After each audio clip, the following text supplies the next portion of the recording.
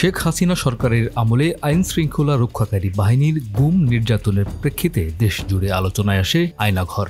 সম্প্রতি ছাত্র জনতার অভ্যুত্থানের পর সেই বন্দিশালা থেকে মুক্তি পান অনেকে। এবার এই ঘটনা নিয়ে পূর্ণদৈর্ঘ্য চলচ্চিত্র নির্মাণ করতে যাচ্ছেন ইন্দুবালা খাতুন নির্মাতা জয় সরকার।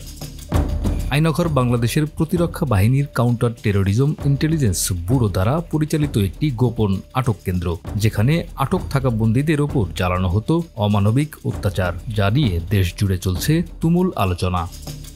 এবার এই ঘটনা নিয়ে সিনেমা নির্মাণ করতে যাচ্ছেন নির্মাতা জয় সরকার। সিনেমার নামও আয়নাঘর। এটি প্রযোজনা করবে র্যাবিট এন্টারটেইনমেন্ট। গতকাল রোববার পরিচালক সমিতিতে সিনেমার নাম নিবন্ধন করেন নির্মাতা, আর আগামী অক্টোবর থেকে শুরু হতে যাচ্ছে এর শুটিং। নির্মাতা জয় সরকার বলেন, তার প্রথম ছবির নায়িকা ছিলেন কেয়া পায়েল। তাকে নিয়েই এই ছবিটি করতে চান। কেয়া ছাড়াও এতে থাকবেন বেশ কজন তারকা।